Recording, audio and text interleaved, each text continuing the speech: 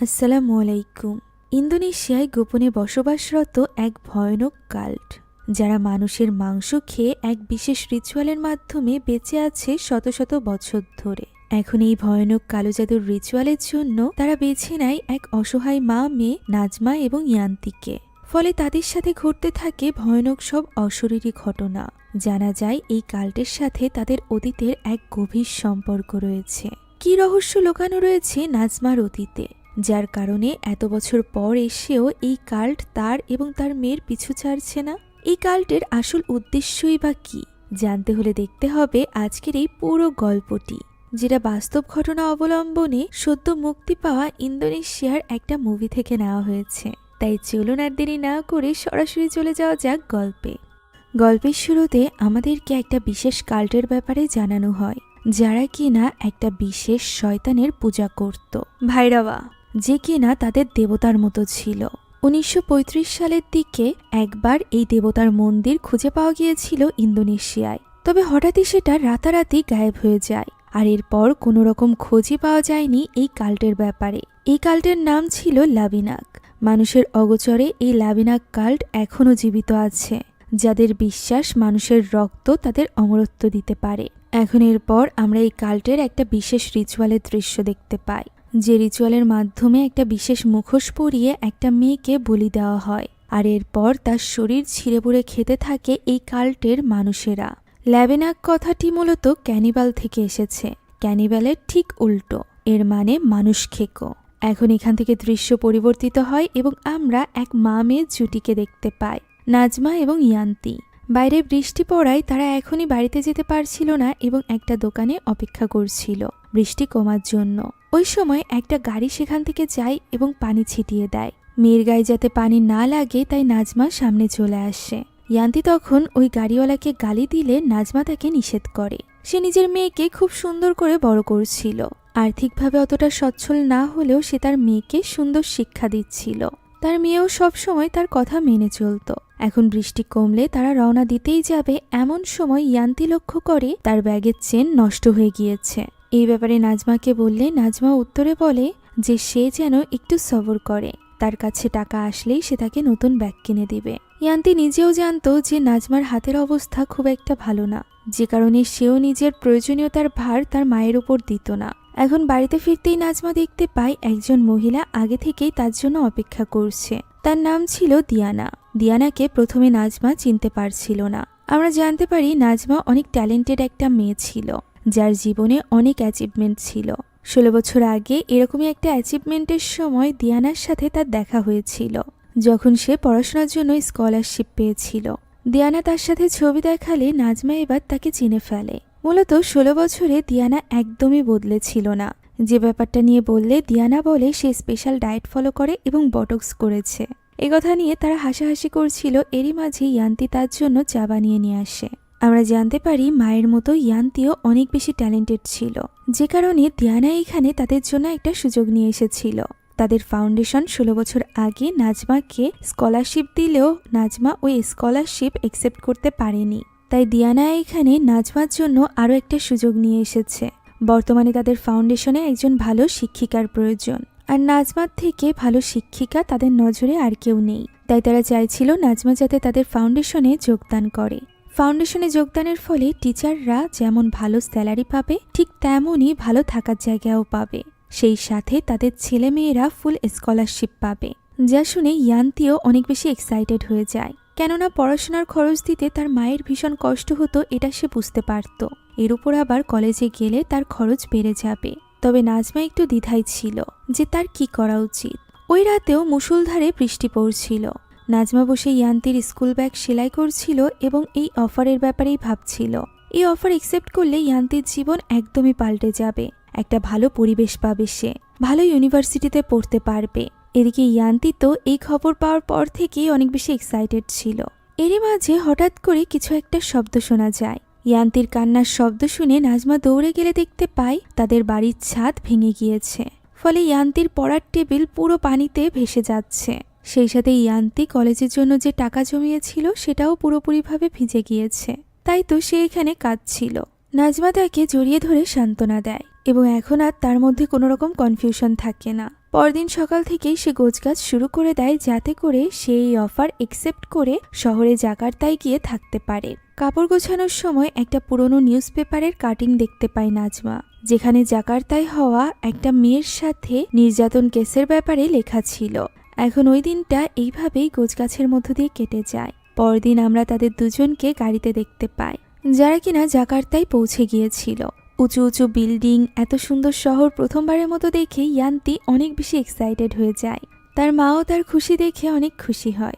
এখন অনেক সিকিউরিটির মধ্য দিয়ে তারা ওই ফাউন্ডেশনের এরিয়াতে প্রবেশ করে। তাদেরকে নিয়ে আসা হয় একটা সুন্দর বাড়ির সামনে, যেখানে আগে থেকেই তাদের জন্য অপেক্ষা করছিল দিয়ানা। আমরা জানতে পারি এই বড় লাক্সারিয়াস বাড়িটি তাদেরকে দেওয়া হয়েছে থাকার জন্য। দিয়ানা ইয়ান্তিকে চাবি দেয় এবং ইয়ান্তিও খুশি খুশি বাড়ির ভেতরে প্রবেশ করে। পাশেই একটা বড় উঁচু বিল্ডিং ছিল, যেখানে ব্যালকনিতে দাঁড়িয়ে ইনা নামক একজন মহিলা তাদেরকে দেখছিল। এরই মাঝে সেখানে ইনার ছেলে লুসিয়াস এবং লুসিয়াসের মেয়ে ইভা চলে আসে।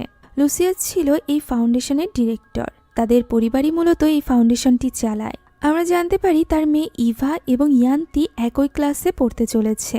এখন এই ব্যাপারেই কথা বলে লুসিয়াস চলে যায়। তখন আমরা জোডাস নামক একজন লোকের সাথে পরিচিত হই। জোডাস হলো তাদের স্কুলের কাউন্সিলর, অর্থাৎ যে স্কুলে নাজমা শিক্ষিকা হিসাবে জয়েন করতে চলেছে।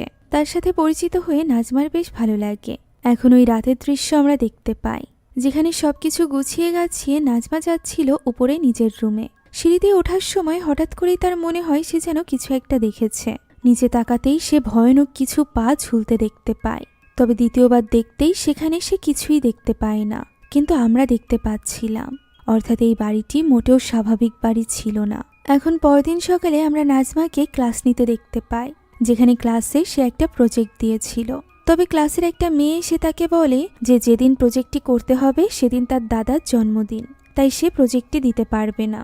নাজমা তাকে ছুটি দিয়ে দেয়। তখন সে তার দাদার বয়স জিজ্ঞাসা করলে হতবাক হয়ে যায়। মেয়েটি বলে তার দাদার বয়স 120 বছর, বলেই সে সেখান থেকে চলে যায়। নাজমা তখন দরজার কাছে আরেকজন শিক্ষিকাকে দেখতে পায় এবং কথা বলার জন্য তার কাছে এগিয়ে যেতেই দেখতে পায় সেখানে তো কেউই নেই। এতে করে বেশ অবাক হয় নাজমা। এখন সে তার অফিস রুমে বসে কাজ করছিল। এরই মাঝে তার ল্যাপটপের সমস্যা দিয়ে অফ হয়ে যায়। তখনই সে স্ক্রিনে তার পেছনে একটা ভয়ানক কিছুকে দেখতে পায়। তবে পিছে ঘুরতেই দেখা যায় সেখানে কিছুই নেই। যখনই নাজমা সামনে ঘুরে তখনই সে চমকে ওঠে, কেননা তার সামনে ওই টিচার দাঁড়িয়ে ছিল যাকে একটু আগেই সে দরজার কাছে দেখেছিল। সে আসলে এই ফাউন্ডেশনের একজন ইন্দোনেশিয়ান ল্যাঙ্গুয়েজের টিচার ছিল। তার নাম ছিল রাতি। তারা কথা বলছিল এমন সময় বেল বেজে ওঠে। রাতের ক্লাসের সময় হয়ে যাওয়ায় সে বেরিয়ে যেতে চাইলে নাজমা লক্ষ্য করে তার কাপড়ে ব্লাড লাগানো, তাই সে তাকে নিজের শার্ট দিয়ে কভার করে দেয়। এরই মাঝে সেখানে জোডাস আসে নাজমার জন্য খাবার নিয়ে। প্রত্যেক টিচারকে প্রতিবেলার খাবারও তাদের ফাউন্ডেশনের তরফ থেকেই দেওয়া হয়।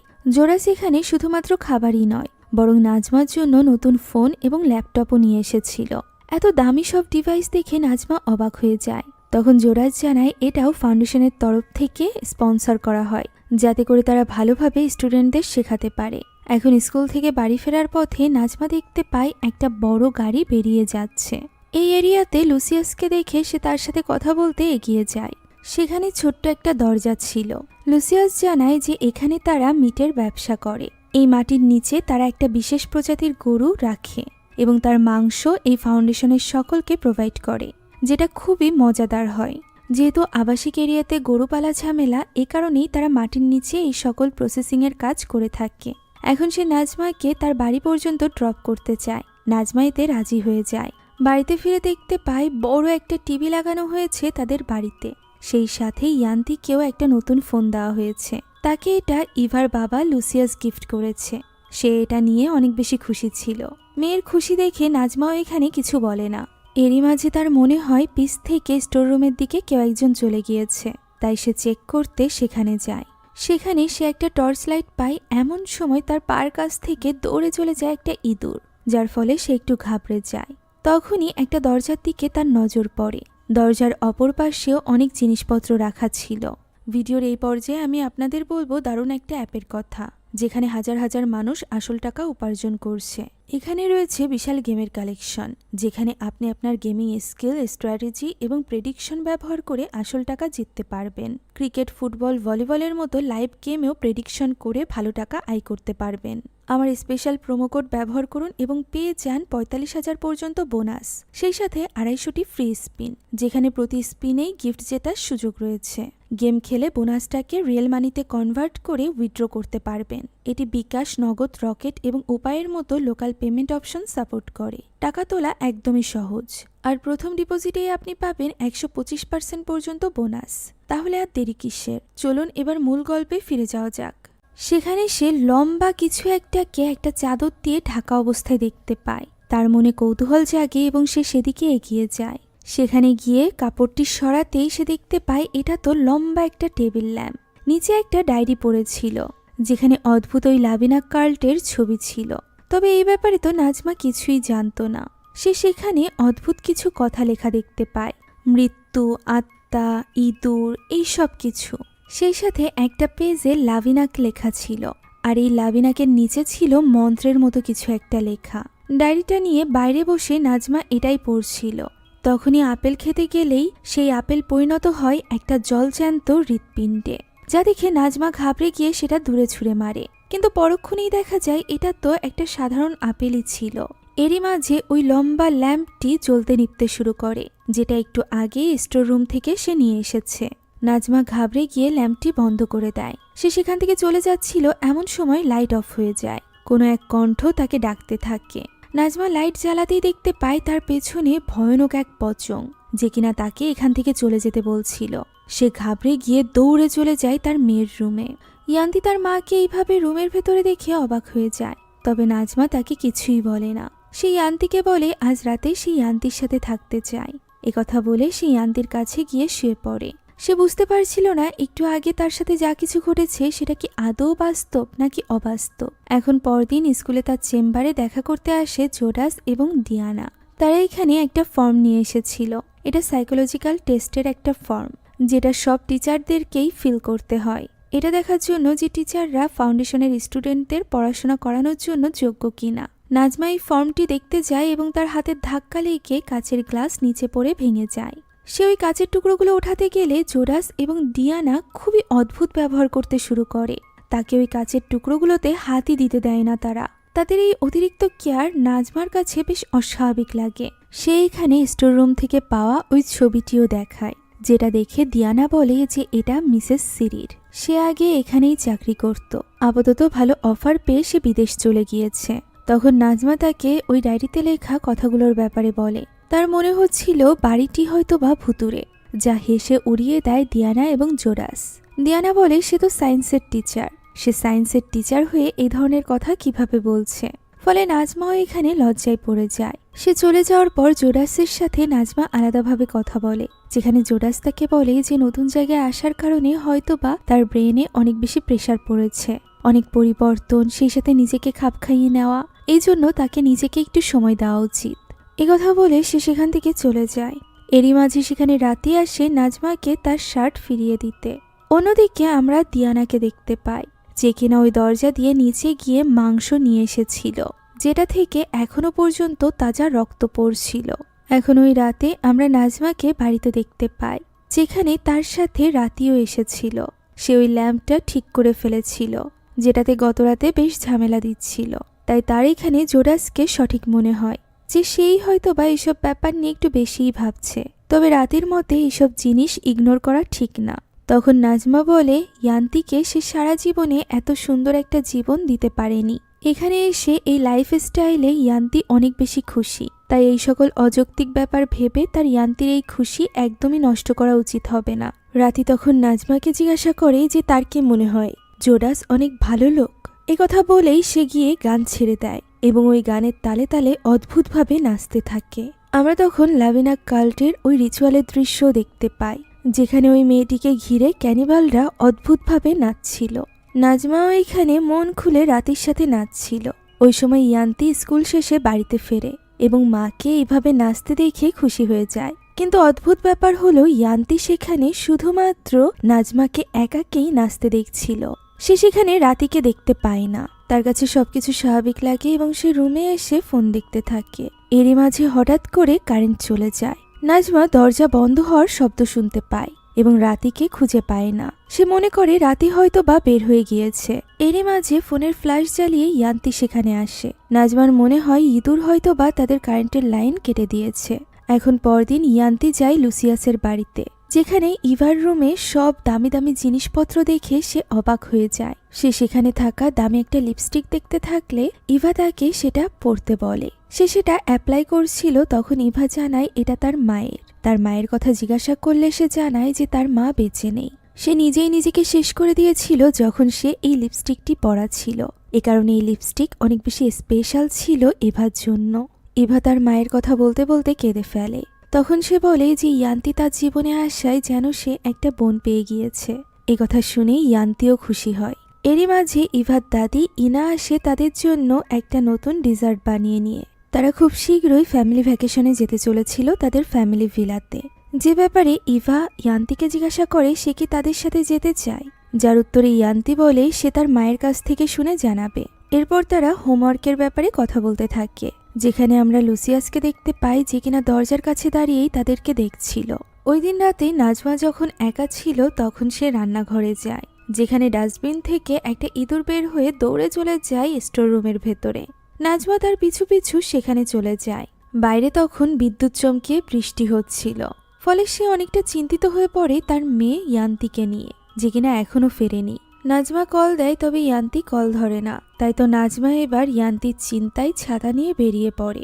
ঠিক তখনই বাড়ির ভেতর থেকে নাজমাকে কেউ একজন ডাক দেয় এবং বলতে থাকে যে নাজমা যেন এই বাড়ি থেকে চলে যায়। নাজমা কিছু বুঝে উঠতে পারছিল না। এমন সময় পেছন থেকে আবারও এক ভয়ানক কণ্ঠ তার নাম ধরে ডাক দেয়। সে পিছে ঘুরতেই এক ভয়ানক প্রেতাত্মাকে দেখতে পায়। চিৎকার করে সে ভেতরে চলে আসে। এমন সময় দরজাটি আপনা আপনি খুলে যায়। দেখা যায় ইয়ান্তি এসেছে। এই ঝড় বৃষ্টির মধ্যে এত দেরি করে বাড়িতে ফেরার জন্য নাজমা এখানে ইয়ান্তিকে ঝগড়া করতে থাকে। এক পর্যায়ে সে এটাও বলে যে ইয়ান্তি কিছুতেই খুশি হচ্ছে না নাজমা এত কিছু করার পরও, যা শুনে ইয়ান্তি কষ্ট পায় এবং উপরে চলে যায়। এখন ওই দিন মাঝরাতের দিকে আলমারির ভেতরের শব্দে ঘুম ভেঙে যায় ইয়ান্তির। আলমারির দরজাটি আপনা আপনি খুলে গিয়েছিল, যেখান থেকে বেরিয়ে আসে ভয়ানক হাত, যা দেখে ইয়ান্তি ঘাবড়ে যায়। সে চিৎকার করে মাকে ডাক দিলে ওই হাতগুলো আবারও ভেতরে চলে যায় এবং দরজা বন্ধ হয়ে যায়। ইয়ান্তি সাহস করে চেক করার জন্য উঠে আসে এবং আলমারির দরজা খুলতেই ভয়ানক দৃশ্য দেখে সে চিৎকার করে ওঠে। এরই মাঝে তার মা তাকে পিছ থেকে ডাক দেয়। সে তার মাকে সবটা বললে দেখা যায় আলমারির ভেতরে তো সবকিছুই স্বাভাবিক। তখন তার মা তাকে সান্ত্বনা দিতে গিয়ে বলে যে মায়ের মুখে মুখে তর্ক করলে এমন ভয়ানক স্বপ্ন তো সে দেখবেই। যে ব্যাপারটা নিয়ে ইয়ান্তি হেসে দিলে নাজমা ভয়ানকভাবে হাসতে থাকে, যা দেখে এবার ইয়ান্তি ঘাবড়ে যায়। তার বুকের সাইডে রক্ত ভেসে ওঠে এবং সে অস্বাভাবিকভাবে এগোতে থাকে ইয়ান্তির দিকে। ইয়ান্তি কি করবে তা বুঝে উঠতে পারছিল না। এমন সময় নাজমা তার হৃৎপিণ্ড খুলে এগিয়ে দেয় ইয়ান্তির মুখের কাছে। ভয়ে চিৎকার করে ঘুম ভেঙে যায় ইয়ান্তির, অর্থাৎ এই সব কিছু তার স্বপ্নে চলছিল। ঘুম ভাঙার পর সে বিছানার উপর একটা গিফট বক্স দেখতে পায়, যেটা তার মা তার জন্য রেখে গিয়েছিল। এবার পরিবারের সাথে ভ্যাকেশনে যাওয়ার জন্য সে অনুমতি দিয়ে দিয়েছিল। গিফট বক্স খুলে নতুন জুতা, ব্যাগ এগুলো দেখে অনেক বেশি ইমোশনাল হয়ে পড়ে ইয়ান্তি। এখন পরদিন সে এগুলো দিয়েই রেডি হয়ে পড়ে ভ্যাকেশনে যাওয়ার জন্য। যাওয়ার সময় সে নাজমাকে নিজের খেয়াল রাখতে বলে। নাজমা বলে তাকে নিয়ে চিন্তা না করতে, রাতি তার সাথে থাকবে। যদিও ইয়ান্তি রাতিকে চিনতে পারছিল না। তখন নাজমা বলে ক্লাসে মন দিতে, তাহলে সে তার ইন্দোনেশিয়ান ল্যাঙ্গুয়েজ টিচারকে ভুলবে না। এখন এভাবেই আদর করে সে তার আদরের মেয়েকে পাঠিয়ে দেয় লুসিয়াসের পরিবারের সাথে। পুরো বাড়িতে একা হয়ে পড়ে নাজমা। সেই ফাউন্ডেশনের স্কলারশিপ দেওয়ার ব্যাপারে একটা নিউজ দেখছিল।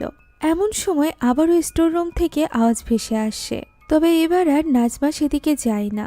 আমরা দেখতে পাই ভয়ানক কিছু হাত, সেই সাথে এক ভয়ানক প্রেতাত্মা। নাজমা গোসলে ছিল। এমন সময় আবার ওই কণ্ঠ তাকে বলতে থাকে যে সে মারা যাবে, সে যেন এখান থেকে পালিয়ে যায়। তখন বাথট্যাব থেকে ওই প্রেতাত্মাকে বেরিয়ে আসতে দেখা যায়, যে কিনা এগিয়ে আসছিল নাজমার দিকে। এটা দেখে নাজমাও ভয় পেয়ে গিয়েছিল। তবে দরজা খুলতেই সেখানে কাউকে দেখা যায় না, শুধু আয়নার উপর রক্ত দিয়ে লেখা ছিল যে সে মারা যাবে। এই ঘটনায় নাজমা বুঝতে পেরেছিল যে নিশ্চয়ই এই বাড়িতে কোনো না কোনো ঝামেলা রয়েছে। তাই সে এবার ঘাবড়ে গিয়ে রাতিকে কল করার চেষ্টা করে। রাতি কল ধরছিল না, এরই মাঝে কলিং বেল বাজে। দরজা খুলতেই দেখা যায় জোরাস এসেছে। তার কাছে রাতির ব্যাপারে জিজ্ঞাসা করলে জোরাস বলে তাদের স্কুলে রাতি নামক কোনো ইন্দোনেশিয়ান ল্যাঙ্গুয়েজ টিচার নেই, যা শুনে নাজমা কথা ঘুরিয়ে দেয়। তখন জোরাস তার জন্য আনা খাবার এবং ফলমূল দিয়ে সেখান থেকে চলে যায়। ওই সময়ে ওয়াশরুমে আমরা ওই প্রেতাত্মার উপস্থিতি টের পাই। এদিকে ড্রয়িং রুমেই ঘুমিয়ে পড়েছিল নাজমা। লাইটটা ফ্লিকার করতে আরম্ভ করে। হঠাৎ করেই একটা ভয়ানক হাত তার মাথার উপর চলে আসে। ঘুম ভাঙতেই সে নিজেকে অন্যরকম একটা পরিবেশে দেখতে পায়। সে কিছু বুঝে উঠতে পারছিল না, এমন সময় তার সামনে ওই প্রেতাত্মা চলে আসে, যে কিনা কাল্টের ওই মুখোশ পরা ছিল, সেই সাথে রক্তাক্ত ভয়ানক কিছু লাশ। নাজমা এখানে গল্পের শুরুতে দেখানো ওই রিচুয়ালটি দেখতে পায়, যে রিচুয়ালটি এবার বিস্তারিত দেখে ভয়ে চিৎকার করে ওঠে নাজমা এবং তার ঘুম ভেঙে যায়। ঘুম ভাঙতেই সে তার পাশে আরও একটা ডায়েরি দেখতে পায়, যার ভেতরে একটা ছবি ছিল। আর এই ছবিতে জোরাস এবং রাতি একসাথে দাঁড়িয়েছিল। এর মানে কি জোরাস তাকে মিথ্যা কথা বলেছে? সে কিছুই বুঝে উঠতে পারছিল না। তাই তো রাতের বেলা সেই ফাউন্ডেশনের ব্যাপারে সার্চ করে, যেখানে সে রাতির ব্যাপারেও সার্চ করলে দেখতে পায় রাতি এই স্কুলের একজন টিচার ছিল, যে কিনা নিখোঁজ হয়ে গিয়েছিল। তাই মানুষের ধারণা যে সে মারা গিয়েছে। এই নিউজ দেখে নাজমা অবাক হয়ে গিয়েছিল। এমন সময় মিউজিক প্লেয়ারে ওই মিউজিকটি চলতে আরম্ভ করে, যেটা রাতি সেদিন চালিয়েছিল। নাজমা গিয়ে সেটা অফ করে দেয়। এরপরও আবারও চলতে আরম্ভ করলে নাজমা এবার লাইনই খুলে ফেলে। সে ভয়ে দৌড়ে নিজের ঘরে চলে এসেছিল, যেখানে ইয়ান্তি তাকে ভিডিও কল দেয় এবং নিজের নতুন হেয়ার কাট সেই সাথে নতুন মেকআপগুলো দেখাতে থাকে, যা দেখে নাজমা তার জন্য খুশি হয় ঠিকই। তবে তার সাথে যা কিছু ঘটছিল এগুলো সে ইয়ান্তির সাথে শেয়ার করতে পারে না।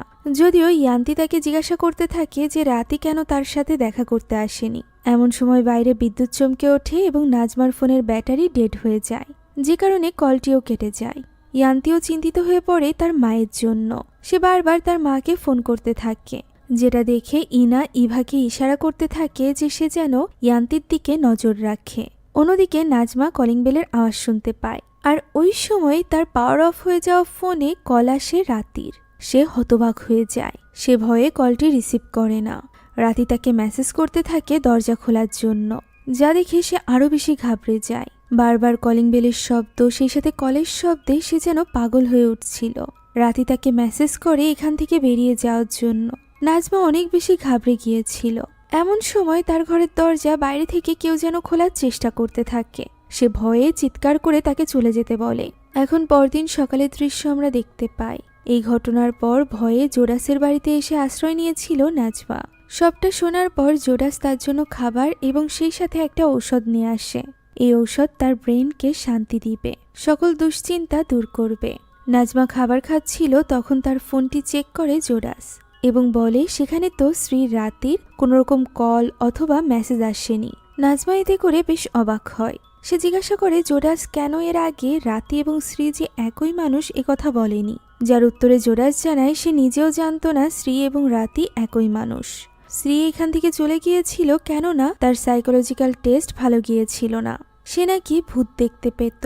জোরাস এখানে নাজমাকে বোঝাতে থাকে যে সে হ্যালুসিনেট করছে, তার সাথেও এইসব কিছু হচ্ছে না। এই সকল কথা বলতে বলতেই নাজমা খাবার শেষ করে ওই ঔষধটি খেয়ে নেয়। আর এরপর সে প্রশ্ন করে যে যদি এই সব কিছু তার কল্পনা হয়ে থাকবে তাহলে ওই গানটি কিভাবে বাজলো। তখন জোরাস বলে এই গানের সাথে নিশ্চয়ই নাজমার কোনো সম্পর্ক রয়েছে, না হলে এত শত গানের মধ্যে থেকে সেটাই কেন বাজবে। একথা বলতেই নাজমার যেন কিছু একটা হয়ে যায়, তার নিজের উপর থেকে নিয়ন্ত্রণ হারিয়ে যায়। সে একা একা বলতে থাকে তার সাথে ঘটা 16 বছর আগের এক ভয়ানক রাতের ঘটনা। ওই সময় সে এই ফাউন্ডেশনের আন্ডারে স্কলারশিপ পেয়ে পড়াশোনা শুরু করেছিল। বেশিরভাগ দিনই দেরি করে ক্লাস শেষ হতো। এমনই এক রাতে হেঁটে হেঁটে বাড়িতে পৌঁছানোর সময় আচমকা একজন লোক তার উপর হামলা করে, তাকে গাড়িতে তুলে নেয়, যার মুখে ছিল সিংহের মুখোশ, যে কিনা তার সাথে বাজে কাজ করতে আরম্ভ করে। অর্থাৎ বাড়ি থেকে আসার সময় সে যে নিউজ আর্টিকেলটি দেখেছিল ওটা তার ব্যাপারেই ছিল। জোরাস জিজ্ঞাসা করে যদি নাজমা ওই ব্যক্তিকে এখন সামনে দেখে তাহলে কি সে তাকে চিনতে পারবে। উত্তরে নাজমা বলে তার গলায় একটা পেন্ডেন্ট ছিল, যেটা আর কখনো সে কারোর গলায় দেখেনি। আমরা বুঝতে পারি এই ঘটনার ফলেই ইয়ান্তির জন্ম হয়েছিল এবং নাজমা এই শহর থেকে অনেক দূরে চলে গিয়েছিল পড়াশোনা ছেড়ে। তবে ইয়ান্তি এই ব্যাপারে কোনো কিছুই জানে না। কথা বলা মাত্রই নাজমার যেন হুঁশ ফিরে আসে, তবে তার তখনও কষ্ট হচ্ছিল। এমন সময় তার নজর পড়ে জোরাসের গলায়, যার গলায় একটা চেন ছিল। সে একটা ছুরি হাতে নিয়ে জোরাসের গলায় থাকা ওই লকেট চেক করে। এটা ওই একই লকেট ছিল। তবে ওই ঔষধের কারণে নাজমার তো কোনো কিছু করার পরিস্থিতিই ছিল না। সে আবারও সোফার উপর পড়ে যায়। জোরাস বলতে থাকে যে সে রাতিকে প্রচণ্ড ভালোবাসত, তবে তারা তো শুধুমাত্র সে না, তাদেরকে তাই করতে হবে যা রাজা চায়। সে যখন এই কথা বলছিল তখন তার পেছনে আমরা ওই প্রেতাত্মাকে দেখতে পাই। হতে পারে এটা রাতির আত্মা। মায়ের সাথে কি হচ্ছে এ ব্যাপারে কোনো কিছু না জানা ইয়ান্তি তো আনন্দ করছিল ওই ফ্যামিলি ভিলাতে। সে পুরো ফ্যামিলি ভিলাটি ঘুরে ঘুরে দেখছিল। এমন সময় লাবিনাক নিয়ে লেখা একটা বই সে দেখতে পায়, যেটা নামিয়ে সে পড়তে শুরু করে। সেখানে হিউম্যান স্যাক্রিফাইসের ব্যাপারে ছবি ছিল। সে এগুলোই দেখছিল। এমন সময় সেখানে লুসিয়াস চলে আসে এবং তাকে জিজ্ঞাসা করে যে সে কি ঠিক করেছে, সে কোন ইউনিভার্সিটিতে পড়তে চায়। তাদের সাথে থাকলে সে যে কোনো ইউনিভার্সিটিতে পড়তে পারবে, তা সে দেশে হোক বা দেশের বাইরে। এমনকি লন্ডনের সব থেকে নাম করা 3টে ইউনিভার্সিটিতেও সে পড়তে পারবে। ইয়ান্তি বুঝতে পারছিল না যে সে কি বলবে। এরই মাঝে সে ফোন চেক করতে লাগলে লুসিয়াস এই ব্যাপারে জিজ্ঞাসা করে। তখন ইয়ান্তি বলে যে সে তার মায়ের সাথে যোগাযোগ করতে পারছে না গত রাত থেকে। লুসিয়াসের মতে সে হয়তো বা ব্যস্ত আছে। এই কথা বলে সে সেখান থেকে চলে যায়। অন্যদিকে জোরাসের বাড়িতে নাজমাকে দেখা যায়, যার কানের কাছে ওই আত্মা এসে তাকে জাগিয়ে তোলে। লাইটটি ফ্লিকার করতে থাকে এবং সে সেখানে রাতের আত্মাকে দেখতে পায় এবং তার পিছু করতে থাকে। সে চলে আসে স্টোর রুমে, যেখানে আলমারির নিচ থেকে আওয়াজ আসছিল। কেউ যেন তাকে ভেতরে ডাকছিল, যেটা শুনে এবার সে আলমারিটি সেখান থেকে সরায়। আর আলমারির পেছনে সে একটা সিক্রেট দরজা দেখতে পায়। দরজা খুলতেই সে নিচে যাওয়ার জন্য একটা সিঁড়ি দেখতে পায়। নাজমা এবার একটা টর্চ এবং শক্ত কিছু হাতে নিয়ে নেয় এবং নেমে আসে ওই সুড়ঙ্গের পথ ধরে। ভেতরে অনেক মূর্তির মতো ছবি আঁকা ছিল। কৌতূহলবশত সে সামনের দিকে এগোতে থাকে। এক স্থানে এসে সে একটা দরজা পায়। ভেতরে প্রবেশ করতেই সে সেখানে একটা ফ্রিজ দেখতে পায়, যার ভেতরে মানুষের বিভিন্ন অঙ্গ প্রত্যঙ্গ কেটে রাখা ছিল, যেন কেউ এগুলো সংগ্রহ করে রেখেছে খাওয়ার জন্য। সেখানে লাইটের সুইচ দেখে নাজমা লাইট অন করে। তখনই সে সেখানে দেওয়ালে থাকা অনেকগুলো বক্সের মতো দেখতে পায়। সে কিছুই বুঝে উঠতে পারছিল না। এমন সময় 40 নম্বরের বক্সটি আপনা আপনি খুলে যায়। চেক করার জন্য সে সেটা খোলে এবং দেখতে পায় তার ভেতরে নাজমারই বায়োডাটা রয়েছে, যেখানে লেখা আছে ভেরি ফিট। নাজমা বোঝার চেষ্টা করছিল। এমন সময় আরও একটা দরজা আপনা আপনি খুলে যায়। চেক করার জন্য নাজমা সেখানে যেতেই দেখতে পায় সেখানে মুখোশধারী একটা লাশ রয়েছে। তার পাশে ছিল রাতের বায়োডাটা, যেখানে লেখা ছিল ফিট। এমন সময় রাতের লাশ ভয়ানকভাবে নাজমাকে এখান থেকে পালিয়ে যেতে বলে। ঘাবড়ে গিয়ে নাজমা তখনই সেখান থেকে পালাতে আরম্ভ করে। সে বেরিয়ে যাওয়ার পর আমরা সেখানে অসংখ্য আত্মাকে দেখতে পাই, যারা অতীতে এই কাল্টের শিকার হয়েছিল। এদিকে এই সকল বিপদের ব্যাপারে কোনো কিছু না জানায় ইয়ান্তি তো শান্তিতে গোসল করছিল। কানে হেডফোন থাকার কারণে সে তার ফোনে যে কল এসেছে এটাও বুঝতে পারে না। ইভাও তাকে ডাকে না। এদিকে নাজমা তাকে বারবার কল করছিল। সে কল রিসিভ না করায় এবার নাজমা তাকে ভয়েস মেসেজ পাঠায়, যেটা পড়ে যায় ইভার হাতে। ওই সময় আমরা লুসিয়াস এবং ইনাকে দেখতে পাই, যারা কিনা খাবার টেবিলে বসে কথা বলছিল। তারা নাজমার ব্যাপারেই বলছিল। এমন সময় সেখানে ইভা আসে এবং তাকে ওই ভয়েস মেসেজটি শোনায়, যেখান থেকে তারা বুঝতে পারে যে নাজমা সবটা জেনে গিয়েছে। সে বুঝে গিয়েছিল যে তারা তাকে বলি দিতে চলেছে, যে কারণে সে ইয়ান্তিকে বলছিল দ্রুত সকলের অগোচরে সেখান থেকে পালিয়ে যেতে এবং পুলিশের কাছে গিয়ে আশ্রয় নিতে। এই সকল কথা শুনে লুসিয়াস এবার চিন্তায় পড়ে যায়। সে তো নাজমাকে স্বেচ্ছায় বলি দিতে চাইছিল। যাকে বলি দেওয়া হচ্ছে সে যদি স্বেচ্ছায় নিজেকে বলি না দেয়, তাহলে তাদের দেবতা দুর্বল হয়ে পড়বে এবং এতে করে একে একে তারা সকলে শেষ হয়ে যাবে। এর আগেও এমনটি হয়েছে। অনিচ্ছাকৃত স্যাক্রিফাইসের কারণে দেবতার অভিশাপ একজন মহিলার উপর পড়ে এবং তাদের ফাউন্ডেশনেরই ওই মহিলা বৃদ্ধ হয়ে যাওয়ায় নিজেকেই নিজে শেষ করে দেয়। গত 10 বছর ধরে তারা ব্যর্থ হয়ে আসছে, যে কারণে লুসিয়াস তার স্ত্রীকেও হারিয়েছে, অর্থাৎ ইভার মাকেও। এবার তাদের ব্যর্থ হলে চলবে না, তা না হলে তাদের 3 জনের মধ্য থেকেই কেউ একজন মারা যাবে। এখন অন্যদিকে জোরাসকে দেখা যায়, যে কিনা বাড়ির গেট খোলা দেখে বুঝতে পারে নাজমা পালিয়ে গিয়েছে। তবে সে এই ব্যাপারটা নিয়ে বেশি একটা চিন্তিত ছিল না। এদিকে আমরা নাজমাকে দেখতে পাই যে কিনা তখনও পর্যন্ত ওই ফাউন্ডেশনের এরিয়ার ভেতরে ছিল। সে দূর থেকে কিছু লোকজনকে দেখতে পায় যারা কিনা ক্যাম্পিং করছিল। সাহায্যের আশায় সে দৌড়ে চলে যায় সেখানে যেতেই সে দেখতে পায় এটা তো দিয়ানা এবং বাকি সকলে তাকে দেখে হাসতে থাকে, যার ফলে নাজমার আর বুঝতে বাকি থাকে না যে এরা সকলে এই কাল্টেরই অংশ। সে আবারও সেখান থেকে পালাতে আরম্ভ করে। দৌড়ে পালাতে পালাতে সে একটা গাছের পিছে এসে লুকিয়ে পড়ে এবং পেছনে দেখার চেষ্টা করে যে কেউ তার পিছু করছে কিনা। কাউকে না দেখে সে একটু রিল্যাক্স হচ্ছিল, এমন সময় তার গলা চেপে ধরে দিয়ানা। তারা সকলে ছিল মানুষ খেকো, আর এভাবে তারা নাজমার মজা নিচ্ছিল যেন নাজমা তাদের জন্য কোনো শিকার। নাজমা আবারও দৌড়ে পালাতে থাকে এবং একটা স্থানে এসে হোঁচট খেয়ে নিচে পড়ে যায়। তখনই একটা কুকুর এসে তাকে ধরে ফেলে। এরই মাঝে সেখানে জোরাস সহ বাকিরা চলে আসে। জোরাস একটা ইঞ্জেকশন নেয় এবং সেটা লাগিয়ে দেয় নাজমার গলায়, ফলে নাজমা এবার অজ্ঞান হয়ে যায়। দৃশ্য চলে আসে ইয়ান্তির কাছে। তার সামনে রাখা ছিল খুবই মজাদার সব খাবার। সে তখনও পর্যন্ত লুসিয়াসের পরিবারের আসল সত্যতার ব্যাপারে কিছুই জানত না। একটা বিশেষ স্যুপ এনে সামনে রাখা হয়, যেটা বাটিতে উঠিয়ে ইনা লুসিয়াসকে দেয়। লুসিয়াস সেটা নিয়ে সার্ভ করে ইয়ান্তির সামনে এবং তাকে খুব ভালোবাসা দেখাতে থাকে। ইয়ান্তি লক্ষ্য করে বাকি সকলে অপেক্ষা করছে তার এই স্যুপটি টেস্ট করার। সে কোনো কিছু না ভেবেই সেটা ট্রাই করে। তার কাছে বেশ মজা লাগে।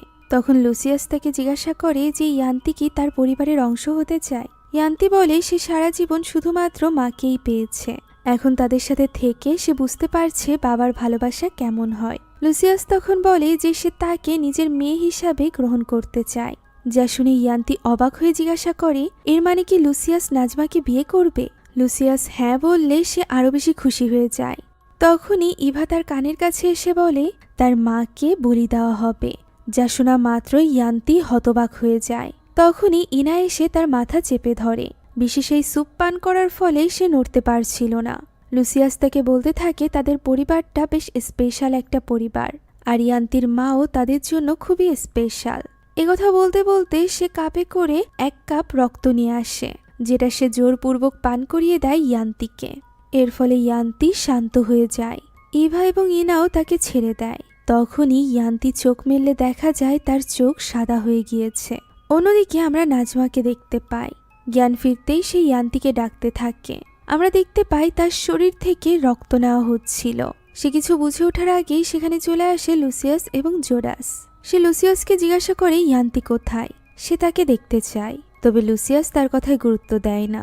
ওই সময় জোরাস তার রক্ত একটা গ্লাসে নিয়ে বলে যে এবার তার শরীর পয়জন মুক্ত হয়েছে, অর্থাৎ তার শরীরে যে ঔষধ দেওয়া হয়েছিল সেগুলো সব রক্তের মাধ্যমে বেরিয়ে গিয়েছে।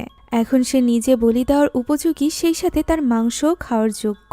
এখানে লুসিয়াস এবার নাজমাকে সবকিছু বুঝিয়ে বলে। সে বলে নাজমাকে স্বেচ্ছায় নিজের বলি দিতে হবে, তা না হলে ভাইরাবা তাদের মধ্য থেকেই কাউকে শিকার করবে, আর সেই শিকার হতে চলেছিল ইয়ান্তি।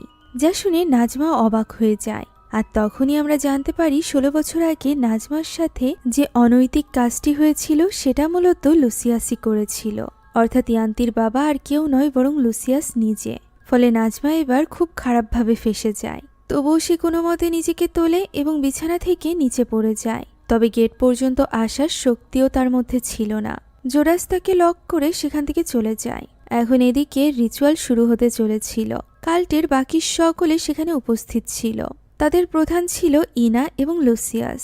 সেখানে এসে ইনা বলে বহু বছর ধরে তারা তাদের উপর রাজ করছে, এখন সময় এসেছে তাদের পরিবারে আরও একজনকে যোগ করার, আর সেটা হলো লুসিয়াসের মেয়ে ইয়ান্তি, যে কিনা আজ ভাইরাবাকে খুশি করার জন্য নিজ হাতেই নিজের মায়ের বলি দিবে।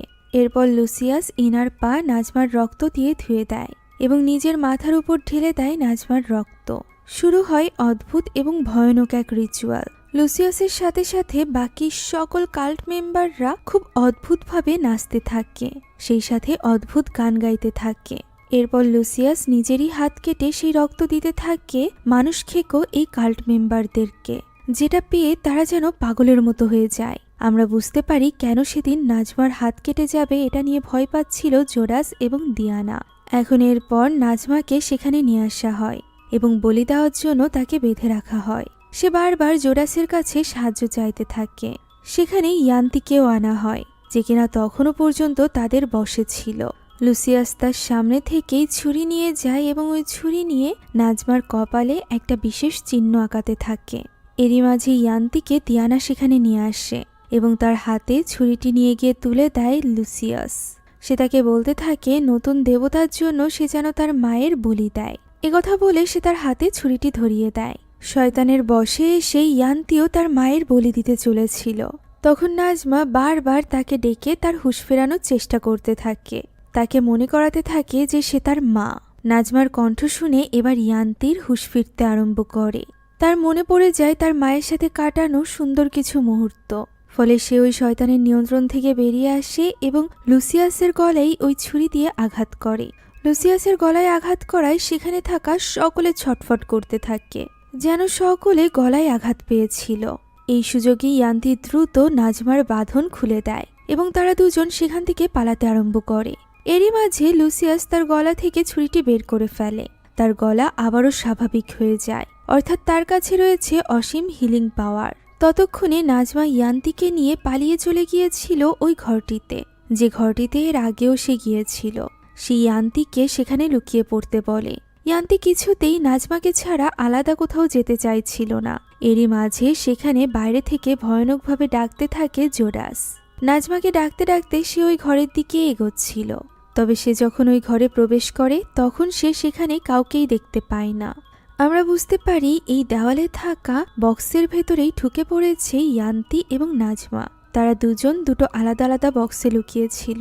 ভেতরে ছিল মানুষের কঙ্কাল, সেই সাথে সাপ এবং পোকামাকড়। বাইরে জোরাস নাজমাকে উদ্দেশ্য করে বলতে থাকে, ইয়ান্তির জীবন দেখে সে কি এখন খুশি না? একজন মায়ের তো উচিত নিজের সবটা দিয়ে মেয়ের জীবনকে সুন্দর করে তোলা, তাতে তার নিজেকে বলি দিতে হলেও। একথা বলতে বলতে সে ছুরি হাতে এগিয়ে আসে 40 নাম্বার বক্সের কাছে। তবে সেটা খুলতেই সেখানে সে কাউকেই দেখতে পায় না। ছুরির রিফ্লেকশনে সে নিজের পেছনে এক প্রেতাত্মাকে দেখতে পায়, যে কিনা আর কেউ নয় বরং রাতি ছিল। রাতি এখানে তাকে ভ্রম দেখাতে শুরু করে এবং তাকে বলতে থাকে যে সে তাকে ঠিক একইভাবে বলি দিবে যেভাবে সে তাকে বলি দিয়েছিল। একথা বলে সে জোরাসের হাত দিয়েই তার পেট কেটে ফেলে। জোরাস যন্ত্রণায় চিৎকার করতে থাকলে নাজমা এবং ইয়ান্তি বক্সের দরজা খুলে সেটা দেখতে থাকে। জোরাস নিজেই নিজের পেট কেটে সব অঙ্গ প্রত্যঙ্গ বের করে খেতে থাকে। এক পর্যায়ে বক্সের ভেতর থেকে এক ভয়ানক হাত বের হয়ে তাকে টেনে নিয়ে যায়। এখন যেহেতু সেখানে কেউ ছিল না, তাই নাজমা এবং ইয়ান্তি বক্স থেকে বেরিয়ে আসে। ইয়ান্তি তার মাকে জড়িয়ে ধরে। এরই মাঝে চিৎকার করতে থাকে জোরাস। তারা দ্রুত সেখান থেকে পালাতে আরম্ভ করে।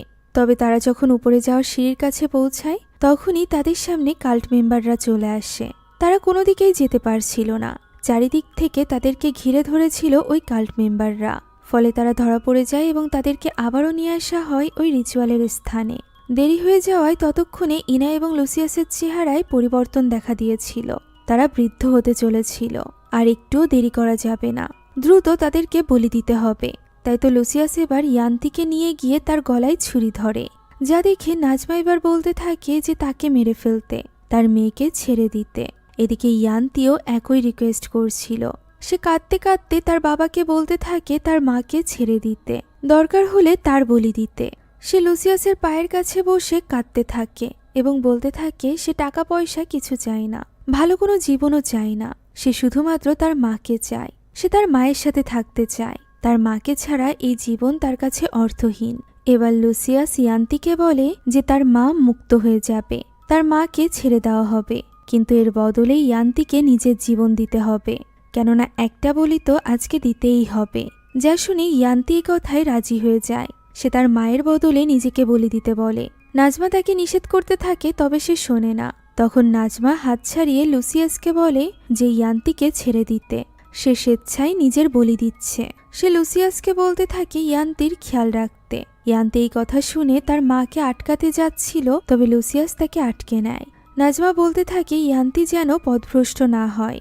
সে তার মায়ের স্যাক্রিফাইস যেন সারা জীবন মনে রাখে এবং নিজের জীবনটাকে সুন্দরভাবে গড়ে তোলে। কথা বলে সে সেখানে স্যাক্রিফাইসের জন্য শুয়ে পড়ে। লুসিয়াস সহ বাকি সব কাল্ট মেম্বাররা তো এটাই চাইছিল। ফলে সকলে ভীষণ খুশি হয়ে যায়। স্বেচ্ছায় বলি দেওয়ায় এখন সকলে হামলে পড়ে নাজমার উপর। কামড়ে ছিঁড়ে তার পুরো শরীর খেতে থাকে মানুষ খেকো ওই কাল্ট মেম্বাররা, যা চোখের সামনে দেখে সহ্য করতে পারছিল না ইয়ান্তি। নাজমাও যন্ত্রণায় ছটফট করছিল এবং চিৎকার করছিল। ওই মুহূর্তে ইয়ান্তি লুসিয়াসের হাত থেকে ছুরিটি ছিনিয়ে নেয় এবং ছুটে চলে যায় তার মায়ের কাছে। সে জানত তার মা যদি বেঁচে থাকে তাহলে এভাবেই যন্ত্রণা পেয়ে মারা যাবে, অর্থাৎ সকলে এই জীবিত অবস্থায় তাকে খেতে থাকবে। এ কারণে সে তার মায়ের কাছে ক্ষমা চায়, আর এরপর ওই ছুরিটি তার মায়ের হৃৎপিণ্ডে ঢুকিয়ে দেয়, যাতে করে তার মা একটু হলেও যন্ত্রণা কম পায়। ইয়ান্তির এই কাজ করতে ভীষণ কষ্ট হয়, তবে তার কাছে আর কোনো সুযোগ ছিল না। তাকে বাধ্য হয়ে এখন এই পরিবারেরই অংশ হতে হয়। রিচুয়াল শেষে তার মাথায় একটা মুকুট পরিয়ে দেয় তার দাদি। এখন সে নিজেও এই কাল্টেরই একজন সদস্য, এই শয়তানি পরিবারের অংশ। এখন এই ঘটনার 2 মাস পরের দৃশ্য আমরা দেখতে পাই।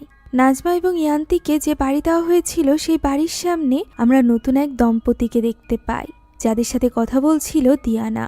দিয়ানা এখানে তাদেরকে বলে যে এই বাড়িটি তাদের থাকার জন্য দেওয়া হয়েছে ফাউন্ডেশনের তরফ থেকে। আমরা বুঝতে পারি এখন এই দুজনও তাদের কাল্টের শিকার হতে চলেছে। এরই মাঝে আমরা ইয়ান্তিকে দেখতে পাই, যার চেহারা ব্যবহার সবকিছু পরিবর্তন হয়ে গিয়েছিল। সে কাউকে একটা কল দিয়ে বলে যে সে তো অনেকদিন ধরে পেট ভরে খাবার খায় না, তার জন্য ইয়ান্তির কাছে খাবার আছে, যেটা সে মিস না করতে চাইলে যেন দ্রুত চলে আসে। একথা বলে ফোনটি কেটে দেয়। তখনই আমরা ওই লোকটিকে দেখতে পাই যে কিনা ভীষণ খুশি হয়ে যায়। আমরা বুঝতে পারি সেও একজন মানুষ খেকো ক্যানিবাল ছিল। আর এরই সাথে শেষ হয়ে যায় আজকের এই গল্পটি।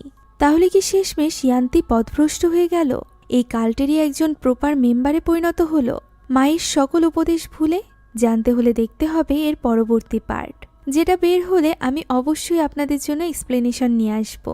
আপাতত এই পার্টের গল্পটি আপনাদের কাছে কেমন লাগলো তা কমেন্টে জানাতে ভুলবেন না। আমাদের চ্যানেলে নতুন হয়ে থাকলে please subscribe to our channel. এছাড়া আমাদের যে কোনো ভিডিওর আপডেট পেতে এখনই জয়েন করুন আমাদের হোয়াটসঅ্যাপ চ্যানেলে, লিংক ডেসক্রিপশন বক্সে পেয়ে যাবেন। Thank you so much for watching this video. আল্লাহ হাফেজ।